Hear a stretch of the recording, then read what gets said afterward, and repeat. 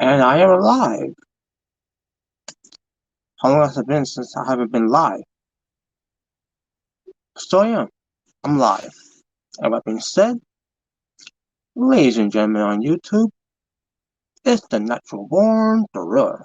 And welcome everyone to Impact Wrestling Review, show from February 23rd, 2021 in Nashville, Tennessee. Um, your commentators were Matt Striker and D'Lo Brown. And there's a lot to talk about on this episode of Impact Wrestling. And let's not waste any time. Let's get right into it. Be sure that first, to subscribe and hit that notification bell for more future content right here on YouTube from yours truly, Natural Born Gorilla. Make sure to like and this or dislike, whichever you want to do.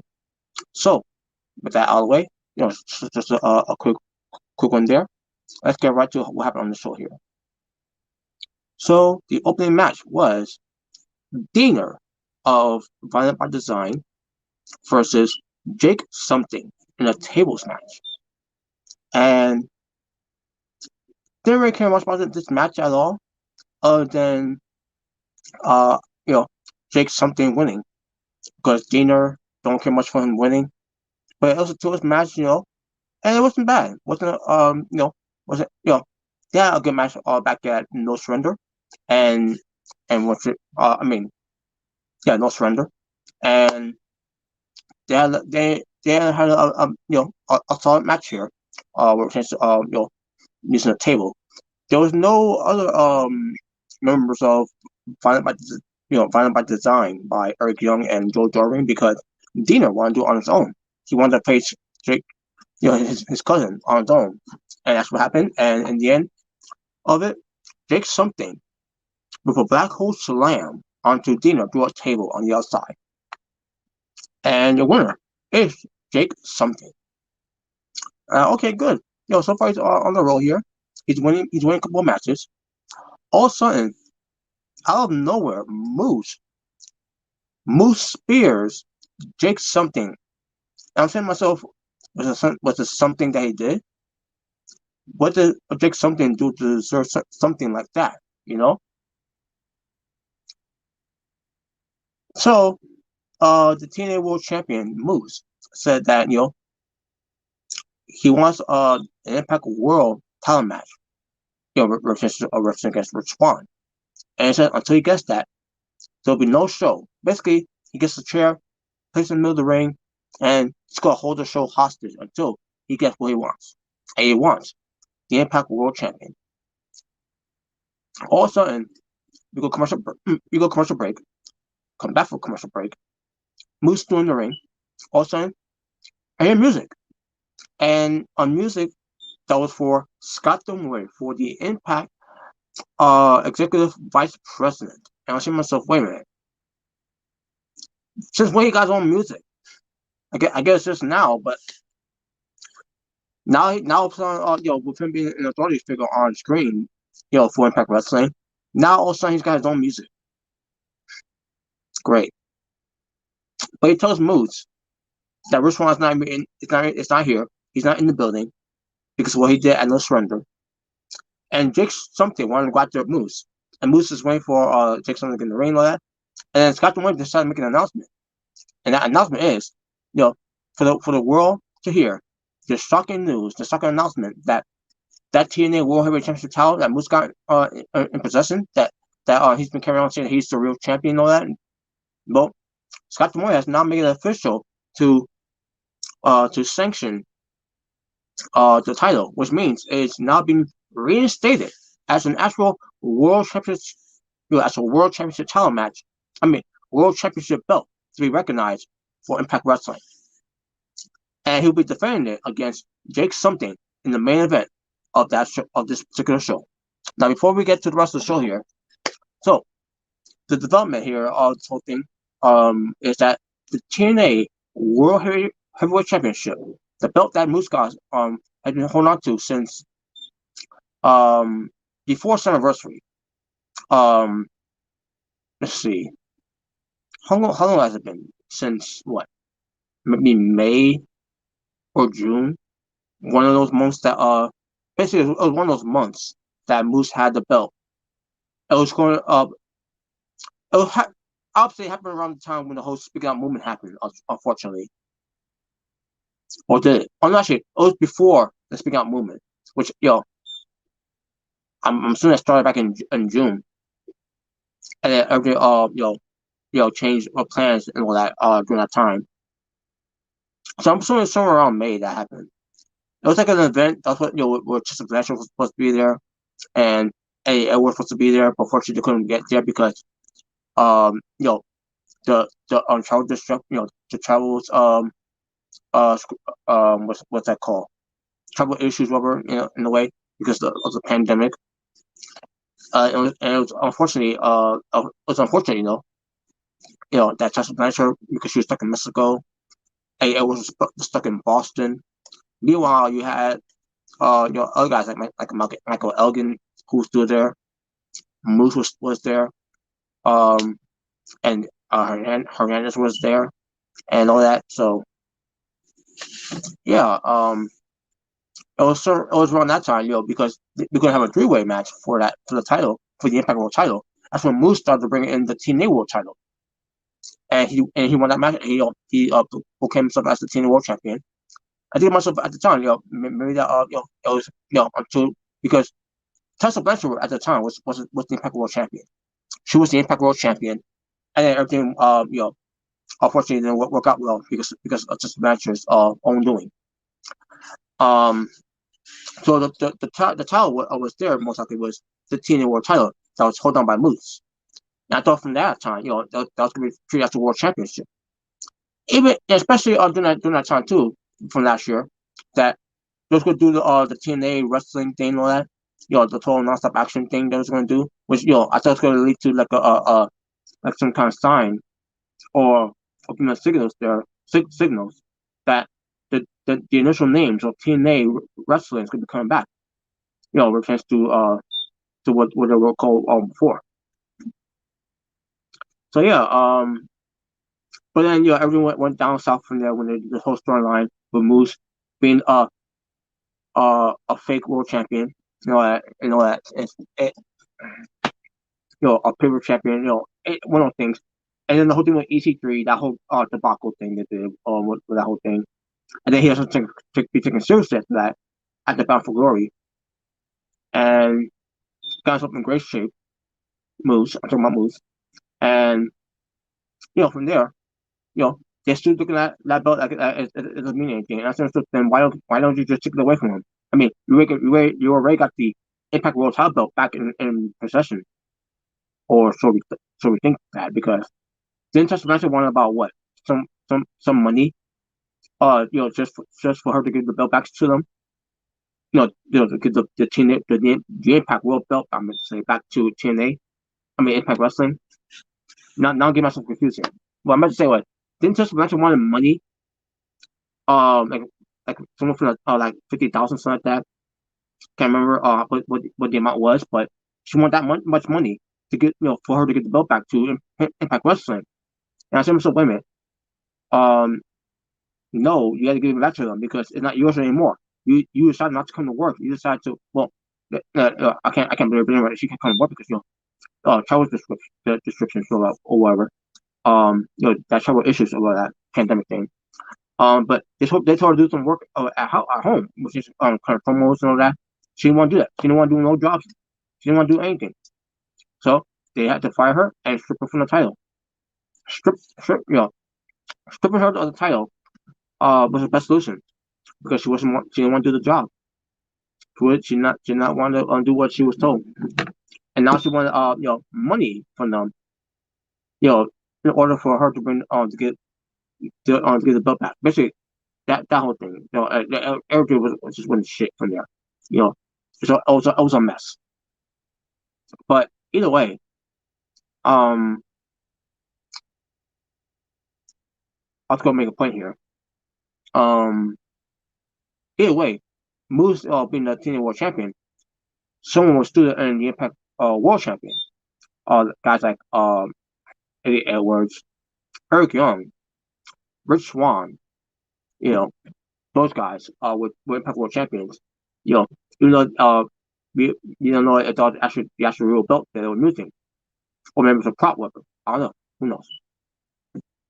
But either way, now, because this, fast forward from here, now the TNA World Heavyweight Championship has now been reinstated and will be looked at as a World Championship, which thank God, because Moose finally getting the recognition, and finally Moose is now belonging in those legions of TNA wrestlers from the past of being a TNA World Heavyweight Championship. That's an honor and a privilege for Moose to be in that category, and I'm happy for that. And for those things it's not accurate, it's a storyline. No, actually, I don't know on the full details of it yet, but of what I've been hearing online so far, with thanks to reports of it, was Scott Wayne, because he has influence in the company. Moose, is now a TNA World Heavyweight Champion, and the title is really officially back. So, which is good. I like it. Maybe it will lead to something where eventually, they can finally have their identities back. Their identities back by bringing back the initials of TNA Wrestling back into their company. Will it happen? I don't know. It's just a matter of to see what happens with that. But I hope they bring back the name TNA because they need an identity so badly because Impact Wrestling is not really too much for them, unfortunately. Because at the end of the day, it's about name value. And the name value from the beginning when they first started was TNA Wrestling. So let's hope that that will be the case later on. But we'll see. We'll get to Moose and Drake something for the TNA World Title match later when we get to the main event.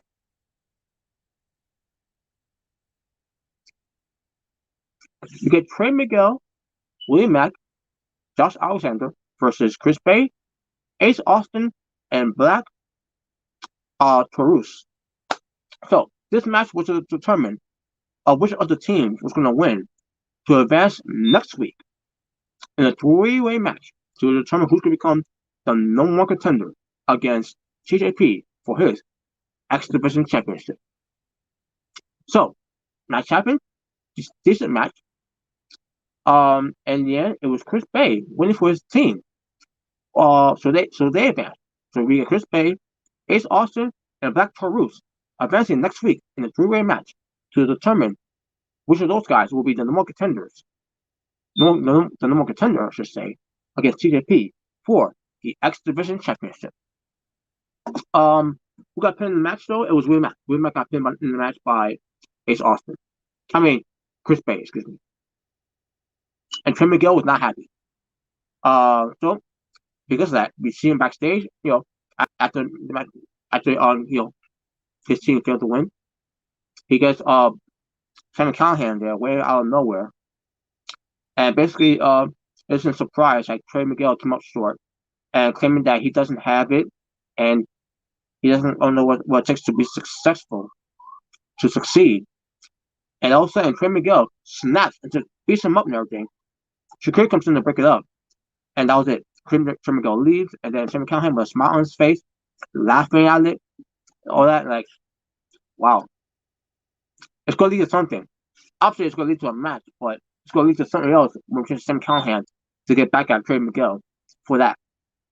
And I'm loving this program with Sammy Callahan and Trey Miguel.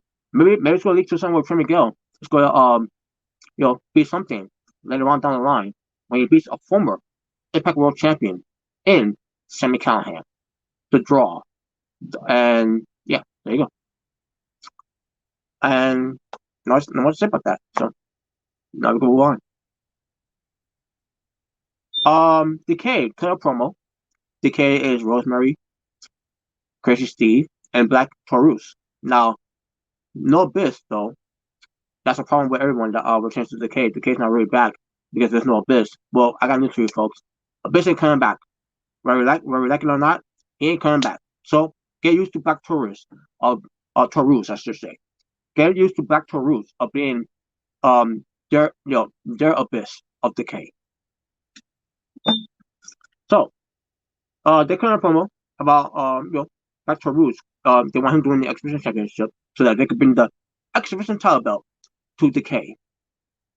And Rosemary cut a promo like her old self, where she's saying Decay, Decay, Decay, and there you go. It was decent. I feel too bad, folks. It's not the same abyss, but what can you do? You know, so it's what it is. All right, folks.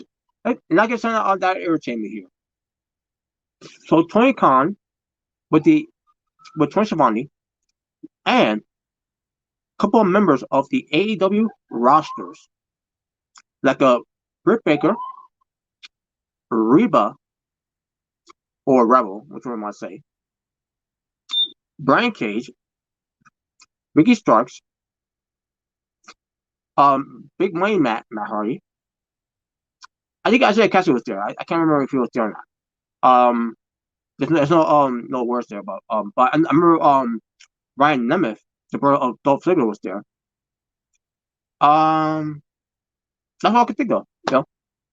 So they're there, and they're crapping all over on Impact Wrestling, and especially Brian Cage and Matt Hardy too. And I say to myself, okay, now this is getting ridiculous. Despite Tony Khan of his character burying Impact Wrestling because of of the money that they can't afford to these payment advertisements and whatever and everything. It was bad enough with Tony Khan is doing all this week after week after week, which is getting tiresome already. And now we got to a point where you got a former Impact people like a Brian Cage and Matt Hardy. Rebel, she's also a former Impact star, TNA at the time as well. She really bashed him that much, really. Because Britt Baker did the job. But I'm watching this. I'm seeing myself to Brian Cage. Impact Wrestling give you the TNA, the Impact World Title belt. They even give you the Exhibition Title belt too. And yes, you may have lost to Tessa Blanchard, but guess what? You've been losing to Tessa Blanchard before you and Tessa Blanchard came to Impact Wrestling. And now he's coming over on Impact Wrestling, a guy that he used to work with. And I don't know if Mr. Sanchez is still working there. Just his wife is who should be working there for Impact Wrestling right now. We're just behind the scenes, whatever, because they're not showing her on Twitch anymore. I don't understand that. I don't understand why. Because watching these old school greatest moments, hardcore moments, whatever the promo moments, whatever on their Impact Plus stuff is getting tiresome too.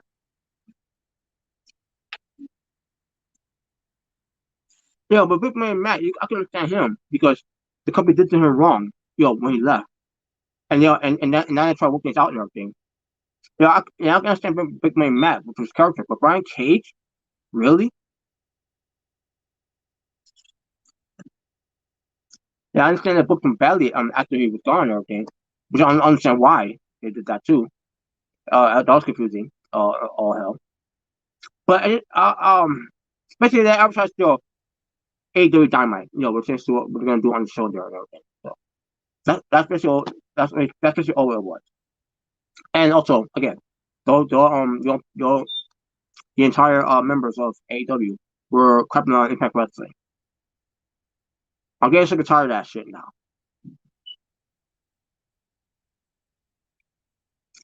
Hag and Nevaeh are still struggling as a team. And then Nevaeh left, I think, and that's what went to Havoc to form a partnership and all that. And Havoc didn't want to hear any of it, and she left. And by the way, Cable for K is doing a neck brace. Whatever.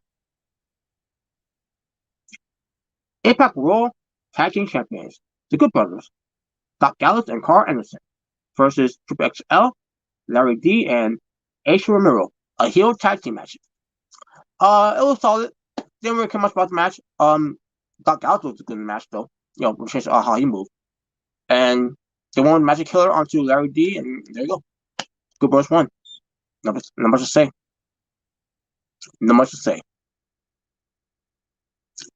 We go to the Swingers Palace, hosted by Johnny Swinger. James Storm and Chris Sabin are there. Why? Well, Chris Sabin, we'll get to him when we get to it.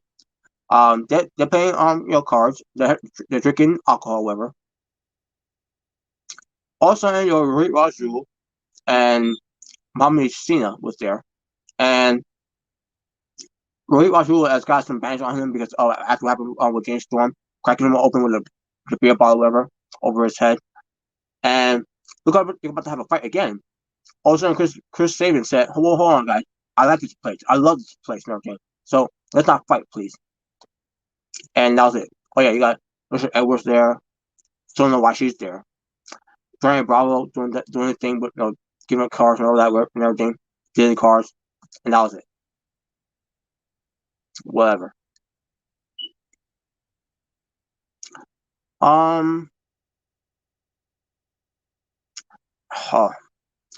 Eddie Edwards is set for action against Brian Myers, except one thing. Brian Myers let Eddie Edwards know Eddie Edwards was in the ring. So Brian Myers comes out. He's got an eye patch on. Still got the eye patch on.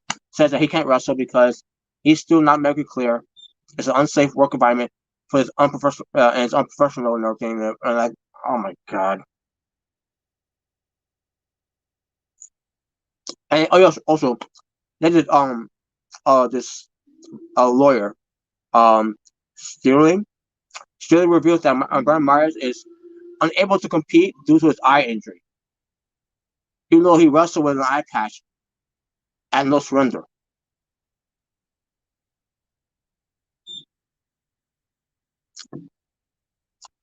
So his replacement, Hernandez. Match happens. Eddie Edwards versus Hernandez. Brian Myers at ringside. Eddie Edwards wins with a shitty Boston knee party off the second rope. The beer on. No, actually, actually, no. Brian Myers left. Brian Myers just left and everything.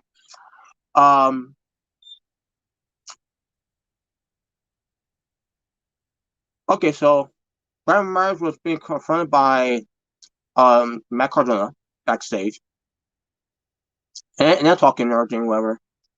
Scott Demore comes in and says that Dr. Ross, their doctor, said he's been cleared to compete. So because of that, next week it's going to be in a match against Eddie Edwards in a 9-for-9 match with Matt Cardona as the special guest referee. And I say to myself, yay.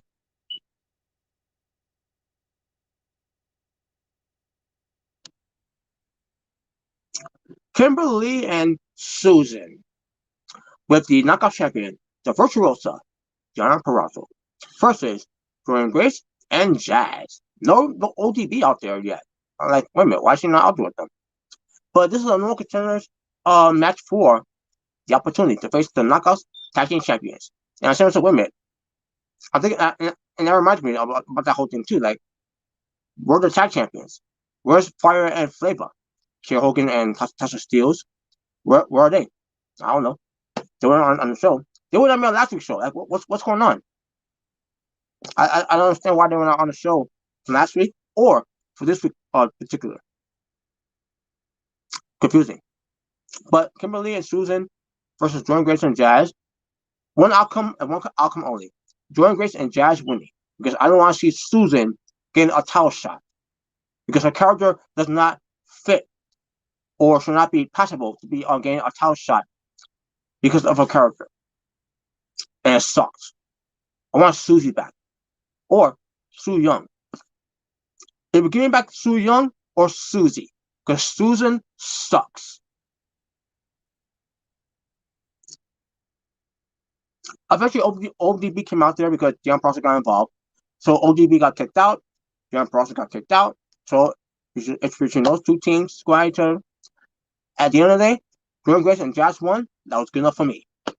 And Jordan Grace pinned Susan, which is the right outcome. Susan should not be winning any matches at all. So Jordan Grace and Josh are happy they won. They'll be seeing backstage and everything. And all of a sudden, they see ODB lay it out. What happened to her? I don't know. Did Fire and Desire? I mean, the Fire and Flavor? Fire Desire. Well, that's another E. Did Fire and Flavor? Did they do it? Did Havoc do it? Did Nevaeh do it? Who did it? Did Deon Purrazzo do it? I don't know. Or did Decay do it? And to get to why would Decay do it? Decay, they're not about friends anymore. They're not. They're about looking for each other. Looking out for each other, and fuck everybody else. But I don't know who could have done it. I don't know. Next week on Impact Wrestling, Brian Myers versus Eddie Edwards in an eye for an eye match with Matt Cardona as a special guest referee. Impact World Tag Team Champions Good Brothers team up with Finjuice, from Japan Pro Wrestling.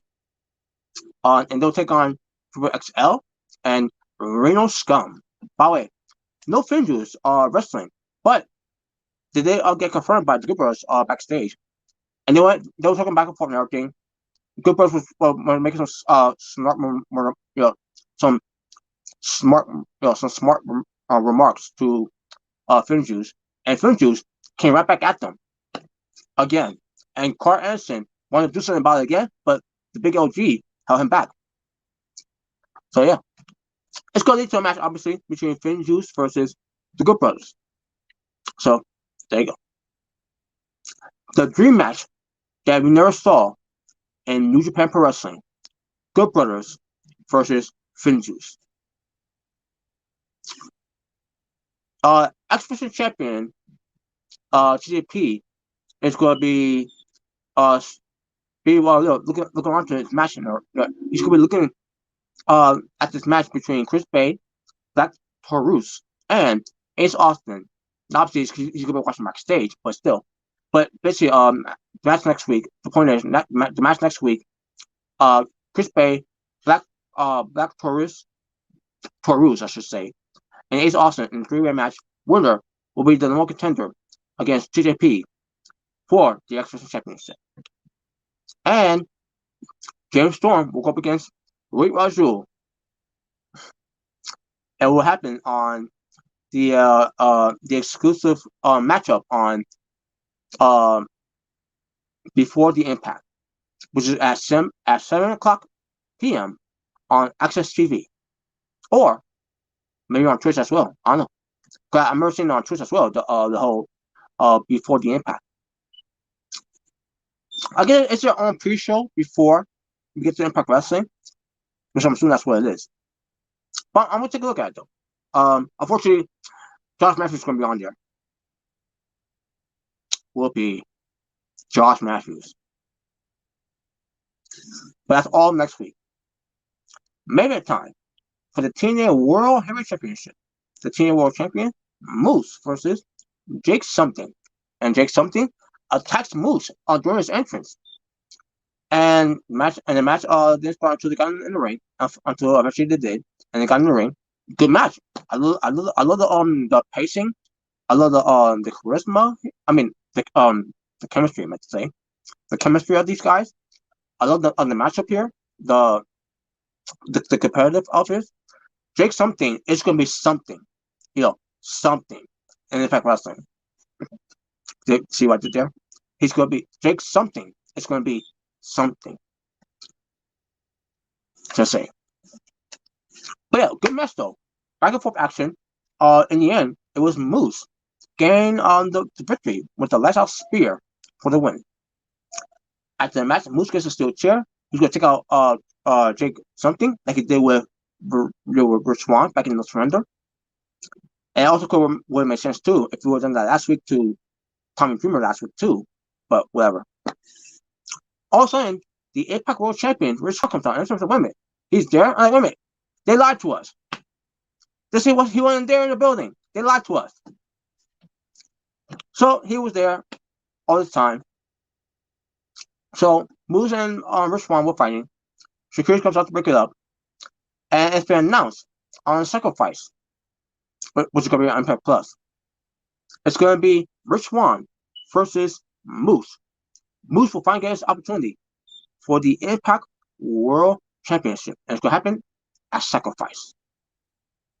Makes you wonder what they're going to do for Rebellion, because Impact Rebellion is going to be on April. So what are they going to do beforehand? After we're done with Sacrifice, which is by the way, March 13th. That's going to be on the date on Saturday, by the way. Saturday night, March 13th, 2021. Impact Sacrifice. And the attraction match will be Rich Swann defending his Impact World Championship against Moose. There you go. And so off the air. And that's basically it for that. And that will conclude your Impact Wrestling review from February 23rd, 2021. 5 matches. Let me double check.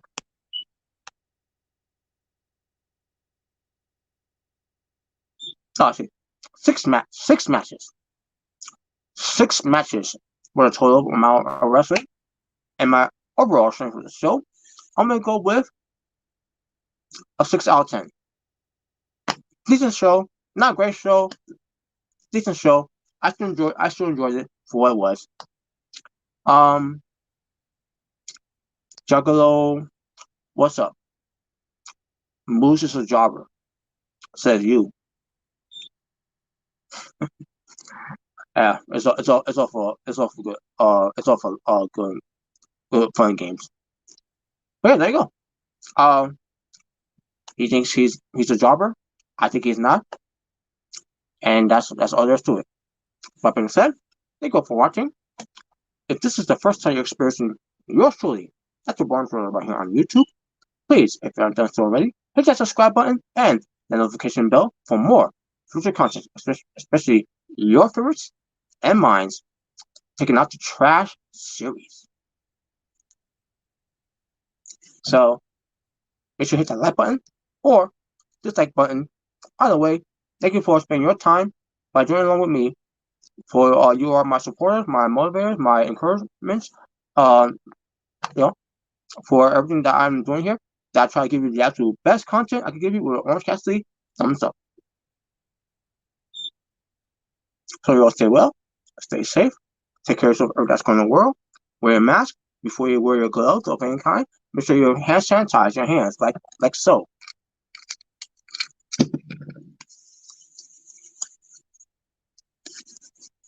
And that's how it's done.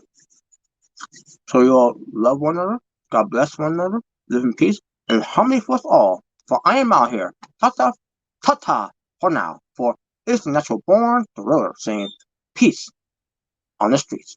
Take care.